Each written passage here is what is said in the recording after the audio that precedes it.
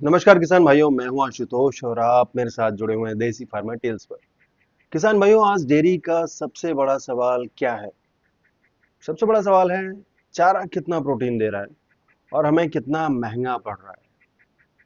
Protein की कमी तो आम है और दूध का उत्पादन लगातार दबाव में है। इसी बीच वैज्ञानिक समुदाय ने एक ऐसे हरे चारे को प्रमाणित किया है जिसका नाम है अजोला। एक राहत की खबर हमारे लिए। आज इस बातचीत में हम इसकी सटीक वैज्ञानिक पहचान के बारे में जानेंगे, इसकी जैव उपलब्धता क्या है और इसकी जैव उपलब्धता के प्रमाण क्या हैं, और विश्वविद्यालयों और एजेंसियों के साक्ष्यों को एक एक करके समझेंगे, बिना किसी कहानी के, सिर्फ और सिर्फ तथ्यों के आधार पर। तो सबसे पहले समझते हैं कि अजोला वास्तव में है क्या। अजोला पानी में तैरने वाली हरी फर्न प्रजाति है और इसकी सबसे खास बात इसके सह अस्तित्व में छुपी हुई है। अजोला के अंदर एनाबिना नाम का एक नीला हरा शैवाल होता है जो वातावरण से नाइट्रोजन को फिक्स करता है। इसे अजोला एनाबिना सिम्बायसिस कहा जाता है।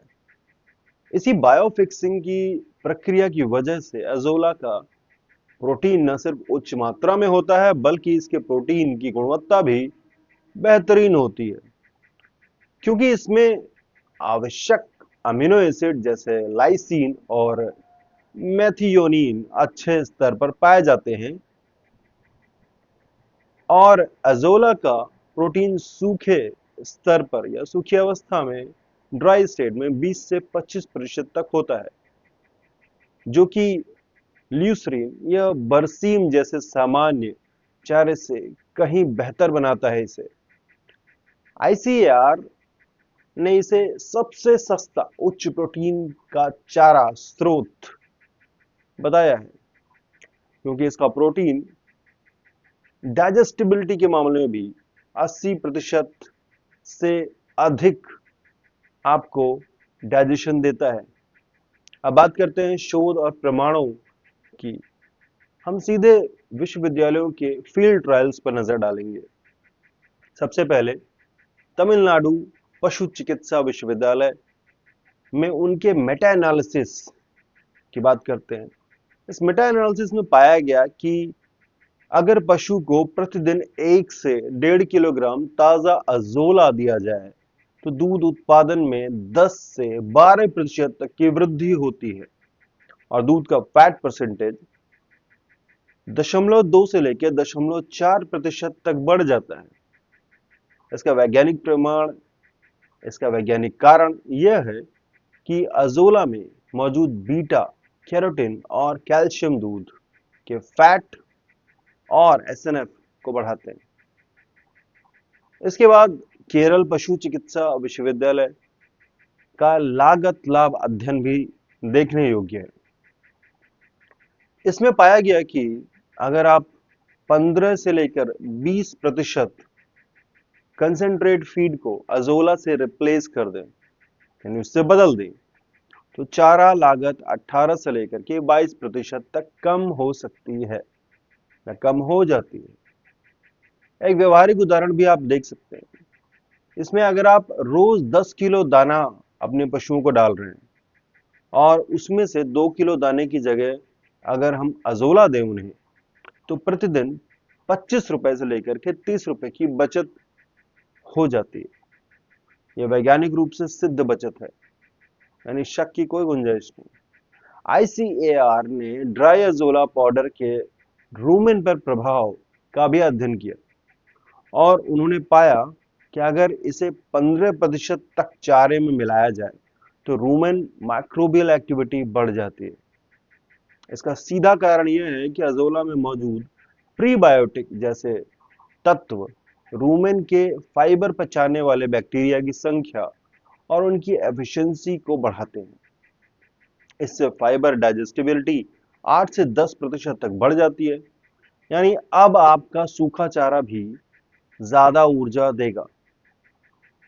अब यह समझना भी जरूरी है कि अजोला इतना असरदार क्यों है। इसका कारण इसकी पोषण संरचना है। उच्च प्रोटीन, आवश्यक अमीनो एसिड, बीटा कैरोटीन जो विटामिन ए का अग्रदूत है, और कैल्शियम जैसे मैक्रो मिनरल्स। जैसे कि आईसीएआर ने दिखाया, एजोला सीधे रुमेन को सक्रिय करता है, जिससे वोलेटाइल फैटी एसिड्स यानी वीएफए का उत्पादन बेहतर होता है। वीएफए ही वह असली ऊर्जा है जिससे पशु का मेटाबॉलिज्म तेज होता है और दुग्ध उत्पादन बढ़ता है। बछिया की ग्रोथ पर भी इसका जबरदस्त असर देखा गया है और यह असर प्रमाणित भी है। असम कृषि विश्वविद्यालय के शोध में पाया गया कि अजोला देने से एवरेज डेली जो वेट गेन है वह 12 से लेकर 18% तक बढ़ गया।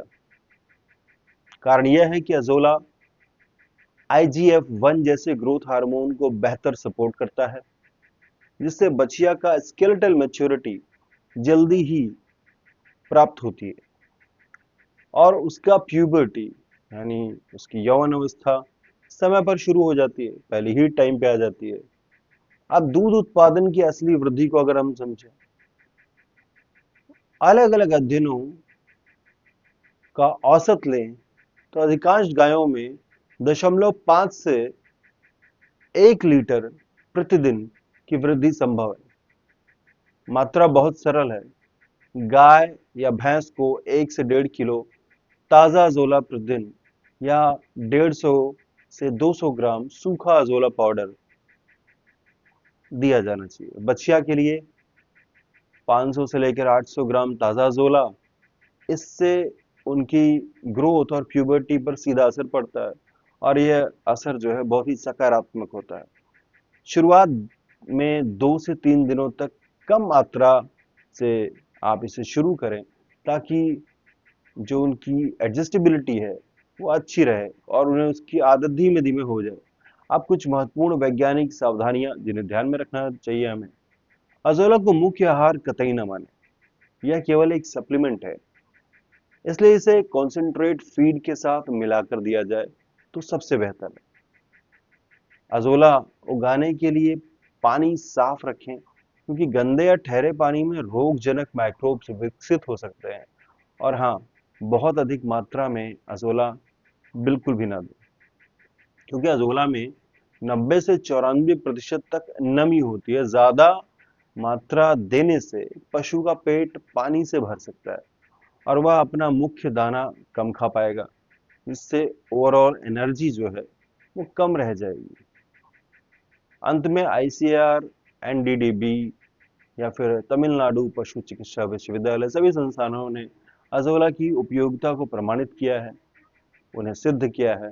यह कम लागत, उच्च प्रोटीन गुणवत्ता और बेहतर रुमेन स्वास्थ्य की गारंटी है, और वो भी बेहद कम कीमतों पे। आप इसे अपनाएं और वैज्ञानिक तरीके से अपने डेयरी को मुनाफे में और आगे बढ़ाते जाएं। दोस्तों, अगर आपको ये वीडियो अच्छा लगा है तो इसे प्लीज लाइक करें, आप इसे शेयर करें और चैनल डेयरी फार्मा टेल्स को सब्सक्राइब करें। जय जवान, जय किसान।